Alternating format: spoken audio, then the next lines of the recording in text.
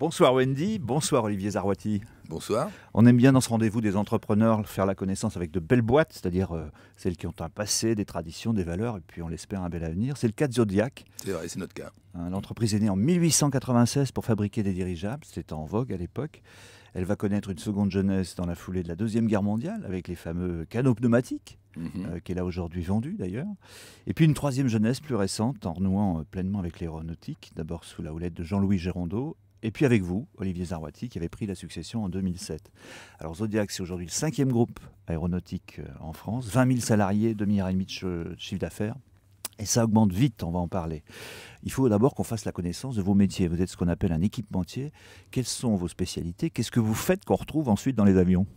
Nous faisons la première chose que le passager voit lorsqu'il monte à bord de l'avion. En fait, tout ce que le passager voit lorsqu'il monte dans l'avion, il voit des sièges, il voit des coffres à bagages, des galets, des cuisines, des instruments de cuisine, il voit aussi des toilettes. Tout ce que le passager peut voir peut sortir de chez nous. Nous faisons également, c'est un petit peu moins drôle à raconter, mais ce qui peut sauver votre vie à bord d'un avion en cas de crash aérien. On fait les toboggans d'évacuation, les masques d'oxygène, les systèmes d'oxygène, des systèmes de sécurité. Et puis nous faisons, ça se voit un peu moins, les tripailles à l'intérieur de l'avion. On gère le fuel, l'électricité, la distribution électrique, qui est un sujet assez stratégique en ce moment. Nous faisons tout cela. Donc nous sommes purement et simplement un équipementier. Zodiac a une particularité, c'est que l'entreprise travaille aussi bien pour Boeing que pour Airbus. Elle est autant américaine qu'européenne, puisque je crois que plus de la moitié de vos salariés sont aux États-Unis. Beaucoup plus de la moitié. On a 10 000 salariés aux États-Unis et 5 000 en France. C'est pas un hasard, c'est évidemment une option stratégique. C'est une nécessité dans la mesure où nous sommes dans un métier qui est très exportateur. Vous savez que l'aéronautique, c'est la première industrie exportatrice en France. Et nous exportons en dollars. Donc depuis la création de l'euro, le dollar, on l'a vu osciller entre un peu plus de 0,8 et un peu plus de 1,6, jusqu'à 1,6, c'est quand même un facteur 2. Donc ce sont des variations considérables. Il a bien évidemment fallu nous adapter.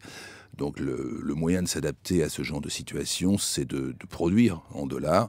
Pour produire en dollars, il faut avoir des salariés en zone dollar et acheter en dollars. C'est ce que, évidemment, nous faisons. Et ça vous protège plus ou moins des aléas monétaires, de la variation du taux de change? C'est le seul moyen de trouver une couverture, ce qu'on appelle une couverture naturelle. On peut aussi trouver des couvertures artificielles, c'est-à-dire acheter des produits financiers qui nous couvrent, mais de cette façon, on n'achète jamais que du temps.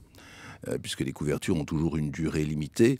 La solution, la vraie solution à ce problème, qui est une solution structurelle, c'est d'avoir une couverture naturelle. Et la couverture naturelle, c'est de produire autant en dollars que l'on vend en dollars naturellement. Oui, c'est sans doute une des raisons pour lesquelles le ADS cherche, par exemple, avec tant d'ardeur et de constance, à s'implanter industriellement aux États-Unis. Alors, il y a une autre particularité chez Zodiac, c'est votre appétit pour ce qu'on appelle la croissance externe. Il y a eu une 50aine d'acquisitions en une trentaine d'années. Il y en a eu au moins 3. C'est ce que j'ai compté l'an dernier. On a fait 3 acquisitions. Alors d'où ça vient cette frénésie d'achat? C'est pas une frénésie, c'est notre modèle de développement. Notre modèle de développement est très simple. On considère qu'il y a des niches à bord des avions, des métiers qui sont des métiers relativement petits. À chaque fois, vous achetez une spécialité, c'est ça? Voilà, un avion, c'est un concentré de tout ce que l'homme a pu créer comme technologie dans un très petit espace. Mais comme c'est un très petit espace, on a l'impression que tout ça est ensemble et que c'est le même avion. En réalité, ce sont des technologies très très différentes et il y en a un tout petit peu de chaque. Et c'est ce qu'on appelle des niches. Et vous savez, les toboggans d'évacuation, être leader mondial dans le toboggan d'évacuation, c'est pas être leader mondial dans un très très gros métier. Mais c'est être leader mondial dans un métier dans lequel on a assez peu de chances d'être attaqué. Alors, en même temps, donc en acquérant, on devient leader mondial dans ce métier, puis ensuite on passe au suivant. Les sièges d'avion, puis ensuite on passe encore au suivant, les galets, et voilà, de cette façon-là, on arrive à construire des positions assez fortes dans chacun de nos métiers. Sauf qu'il ne suffit pas d'acheter des entreprises, il faut aussi les intégrer, en tirer des synergies, garder de l'agilité. Il y a un savoir-faire chez vous, chez c'est Zodiac, notre marque de fabrique, c'est une chose qu'on fait depuis très longtemps, et c'est un peu notre marque de fabrique. C'est vrai que nous savons intégrer des sociétés. Alors, les cultures sont tout de même assez voisines. Les gens sont dans la culture des métiers de l'aéronautique. Donc on intègre des sociétés qui sont jamais très très éloignées de nous. Mais enfin, on sait respecter les cultures des sociétés que nous achetons. Et d'une façon assez générale, les gens aiment bien être achetés par Zodiac. Ils préfèrent être achetés par Zodiac. En famille, quoi. C'est un de nos atouts, c'est-à-dire que c'est un des éléments qui nous permet de trouver plus facilement et d'aboutir plus facilement dans des process d'achat. Alors avec tout ça, Zodiac va mieux que bien. Vos derniers chiffres publiés fin avril sont même spectaculaires, aussi bien pour le chiffre d'affaires que pour la rentabilité. Est-ce que vous allez continuer à ce rythme ? Vous savez, nous on est dans le transport aéronautique commercial, on est dans le transport civil, nous ne sommes pas dans les activités de défense, nous sommes calés sur les cycles économiques mondiaux. Le transport aérien commercial, ça évolue comme l'activité des hommes. Et comme c'est un métier mondial, ça évolue donc comme le PIB mondial. Mmh. Donc quand le PIB mondial grimpe, alors on peut avoir de temps en temps des petits trous d'air ici ou là sur la planète, mais si le PIB mondial grimpe, ça veut dire qu'ils sont compensés dans d'autres zones de la planète. Il y en a qui vont plus vite que d'autres. Voilà. Et quand le PIB mondial monte, eh bien le transport aérien monte parce que tout simplement les gens ont besoin de se déplacer. Donc c'est vrai que nous sommes sur un métier qui continue à avoir d'assez belles perspectives. Autour de 5% par an en régime. C'est la moyenne historique. Ouais, c'est la moyenne historique. Alors Zodiac avec ça aussi fait des envieux. Le capital est aujourd'hui verrouillé par un pacte d'actionnaires qui arrive à échéance en fin d'année. Vous ne redoutez pas qu'un prédateur se jette un jour sur cette belle entreprise ? Oui, c'est une convention d'incessibilité. Pour l'instant, ils n'ont pas le droit de vendre. Oui, on parle toujours de l'échéance de ce genre de convention.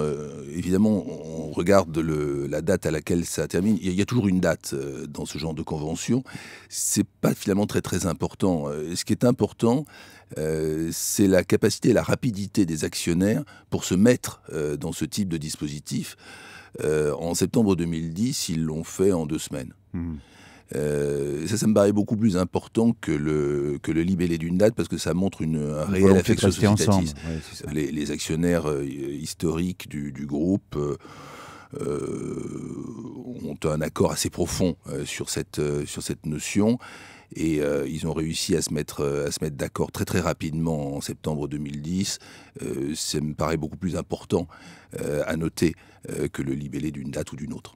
Alors Safran, le fabricant de moteurs d'avion, avait songé un temps à vous croquer. Il est occupé maintenant à négocier avec Thales. Pour vous, c'était une page définitivement tournée ? Vous resterez indépendant ? L'histoire de notre groupe ne se limite pas et ne s'arrête pas à cet épisode. Bon, il y a eu en 2010 effectivement un épisode qui nous a d'ailleurs donné un peu de visibilité. De ce point de vue-là, ça a été une bonne chose. Nous avons devant nous un programme de développement tout à fait ambitieux que nous allons mener à bien. Merci beaucoup Olivier Zarwati. Merci.